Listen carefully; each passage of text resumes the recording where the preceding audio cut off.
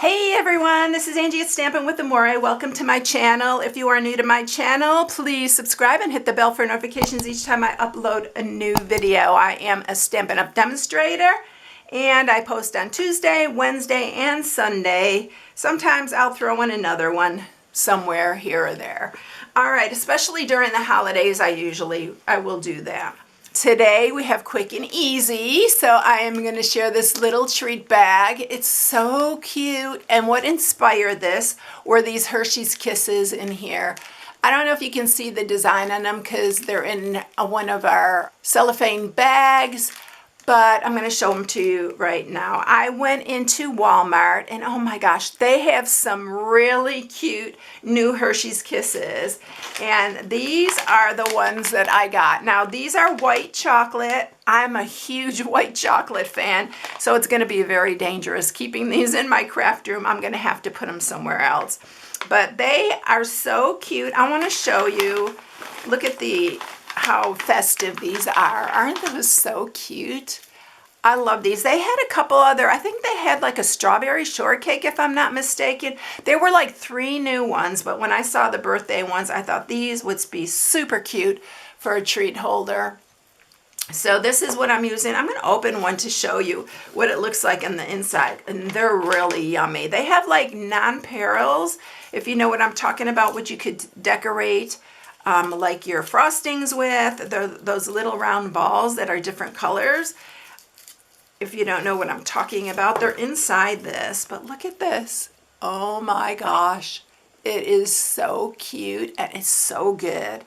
So anyway, that is what I'm using. I wanted to show you them because they're so good. All right, so let's get started with this. I am using Daffodil Delight. A lot of the things I'm using are retiring, so if you are interested in any of them, you can shop on my blog at stampingwithamore.com because, oh my gosh, they're going to go fast, and it's only while supplies last for some of these. The Designer Series paper, I'm matting this with, okay, this piece, I don't even think I told you, it's 10 1/4 by 3 1/4. This piece of Designer Series paper is 3 by 10, and it is from the Ice Cream Corner. This is retiring, so I am using the confetti, but look at all the different cute little patterns that you could use for this. It's a great one for birthdays. It has, this did come in a suite with the ice cream stamp set and punch, so it's a really, really cute bundle there. All right, so then what you're going to need also are the printed gusseted cellophane bags. So we need one of those. This is what I'm using. It's perfect for this birthday one too, because look at the little design on it. It's perfect. We're gonna cut it down though. And then I am using the layering ovals. These are retiring. I'm so not happy about that. I'm so sad about that actually. But if you want these ovals, look at, there's a ton of them. They're scalloped and not scalloped. If you want these, it's until supplies last. And our new catalog comes out less than a week from today. May 4th it comes out. So you might want to try to get these if you really, really want them. Also, the layering squares are also going. All right, so this is the size I'm using, and it is 1 1/2 by 2 1/2. So if you have a punch, you can use the punch as well. This worked better going through both layers, so that's why I'm using this. The stamp set that I'm using is a grandkid. I love this one. It's perfect if you have grandkids because it has grandson, granddaughter. You are so loved, best grandkid ever. We must be related. They're so cute, so proud of you. So you can use this for graduations, birthdays, any kind of accomplishment that they make. It's really cute. I've used it a ton already. And then this is coming new May 4th. And these are the border dies, basic border dies. So look at the different borders you can make. This one's going to be great for like making a template for clouds. And then they have this little, like, I call it rickrack. And this one is the one we're using. It's a curved one, and we're using this for the top. You can leave it square if you want, but Super cute. And then I'm going to use this Daffodil Delight ribbon, which is the ruched ribbon, and I think this is retiring as well. I'm using Bermuda Bay ink, and then this is for the sentiment. It's 3/4 by 2.5. All right, I think I covered everything. The first thing that I'm going to do is I'm going to just trim up this bag, and I think I trimmed it to, I think it was 4.5 inches. We're going to fold it over and actually tape it with some regular Scotch tape to keep it closed. All right, so now let's go ahead. I'm going to mat this first. So I'm going to use my wet glue here, and yes, I found this glue.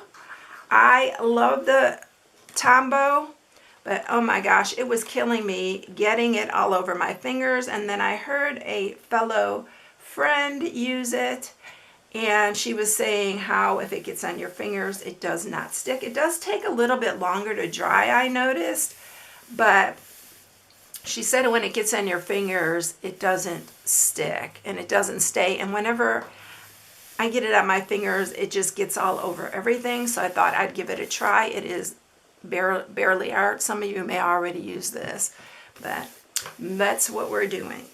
All right. So now I am going to score this, and you're going to only score it on the 10 1/4 inch side. And we are going to score it at 2. Make sure you go through your layers here. And then 6. Oops, I just pressed so hard I tore my paper. Don't do that. And 7. I don't know why I was pressing so hard. I usually just kind of go over it like that. But we're going to just try to fix that up. It's not going to really show, so we'll be all right. But you know me, I have to try to fix it. So I'm going to try and pull that out. There we go. Look at that. Now you can't even tell. All right. So there we go. Now we are going to fold this and use your bone folder because this is pretty thick. And we are going to bring the cut and emboss up here so we can put our little oval in here and then cut our top here. All right, we are not doing them both at the same time. We're just going to do this first. And since this is coming up, you want to be sure you put it at the lower edge of here. So I am going to put it close to the bottom here. And I think I'm going to have to use some of my Post-it tape here, and we're going to fold that down so it stays in place.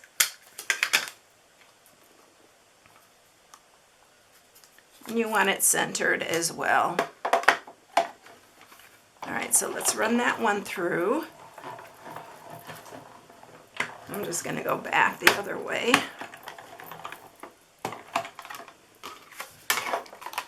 And there's our little opening. Because it's in the cellophane bag, we're not putting a window in this one.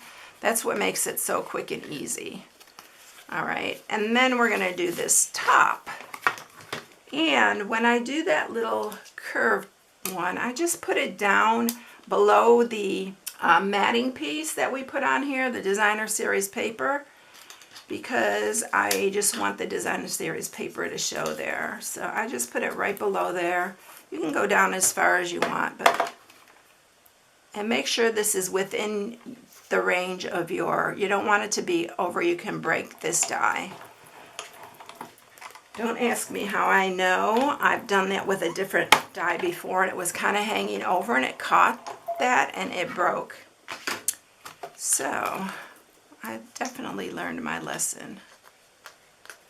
I hate when this sticks so good. Okay, so slowly take that off so you don't tear your paper. What I love about this too is it is stitched on the end, and it gives it a really, really cute look. All right, so this is gonna go like that. All right, we're done with this. All right, so we are going to fill our little bag here.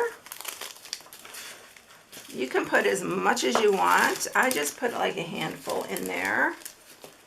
And then what I'm going to do is I'm just going to fold this over, and I'm going to use some regular Scotch tape for this. And I'm going to just Scotch tape the end closed.